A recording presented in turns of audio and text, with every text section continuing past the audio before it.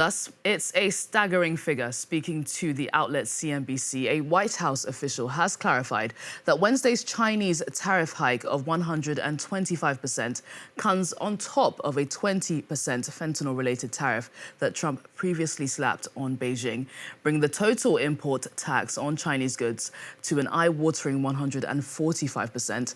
While China is the hardest hit by President Donald Trump's sweeping Liberation Day tariffs, it's the only country subject to those additional taxes after the U.S. leader froze reciprocal tariffs on all countries on Wednesday for 90 days. The flat rate of 10% import taxes will remain in place, though, while the escalating trade war accelerated losses on Wall Street across the three main stock markets. The dollar also fell sharply.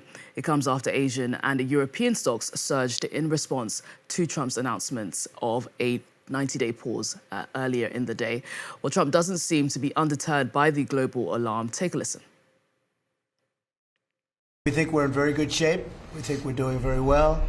Again, there'll be a transition cost and transition problems, but in the end, it's going to be a beautiful thing. Well, let's cross live to Washington and speak to France 24's correspondent Fraser Jackson. Fraser, let's first talk about what is, frankly, a mind-boggling number, 145% worth of tariffs on China.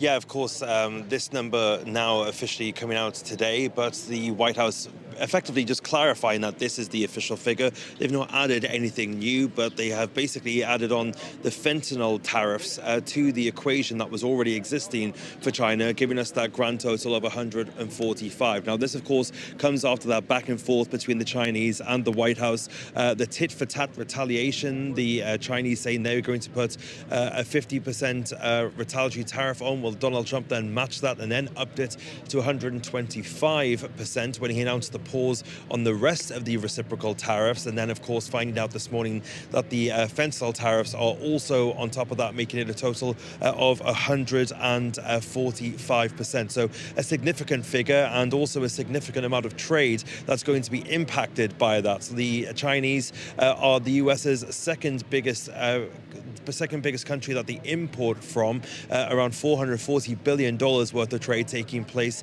imports even, just imports coming into the United States from China last year. And now they will be subject to a significant tariff, which is going to increase the cost of everyday goods likely here in the United States, especially electronics and textiles and the like. So a significant amount there. Donald Trump, though, playing it down. We just asked him when we were in the room with the cabinet there just a few moments ago. We asked the president whether he would be talking to President Xi from China anytime soon.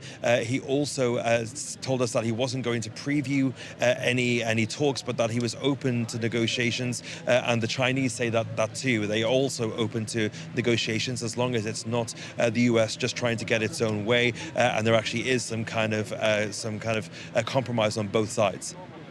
Another key story that we're following coming out of the U.S. is, of course, those allegations towards Donald Trump. Democrats accusing Donald Trump of insider trading. Yeah, we again asked the president about this just as we were leaving the room. He didn't answer the shouted question about the accusations of market manipulation. But of course, this all stems from the fact that about 15 minutes before Donald Trump announced the 90-day pause on those reciprocal tariffs, he tweeted on his Truth Social platform saying now is a good time to buy. And then obviously 15 minutes later, he announced that pause of the reciprocal tariffs, which caused the stock market to jump up a significant amount towards the end of the day. And then Donald Trump even getting a video of him posted on social media from one of his special assistants, Margot Martin, in which he welcomes Charles Schwab, the famous investor, into the Oval Office. And he says that Schwab and another man in the office have made $900 million and $2.5 billion worth of money. Now, it wasn't clear whether that was just on the back of what had happened on that day's trading, but there are now significant calls coming from Democrats on Capitol Hill to look into this as the accusations of insider trading abound. We're hearing those calls from Alexandria Ocasio-Cortez, who says that she wants all members of the House who traded within the 48 hours previously to be held to account, and also from Senator Chris Murphy as well, who's also accusing the president of insider trading. But at the moment, it's unlikely those are going to go anywhere because, of course, it is the Republicans who control both houses of Congress, and it will be down to them and the chairmen of the various subcommittees to organize those kind of investigations. Yeah, we'll have to keep on following this story and see if we get any clarifications. Fraser, thank you so much for your clarifications. Fraser Jackson reporting live there from just outside the White House.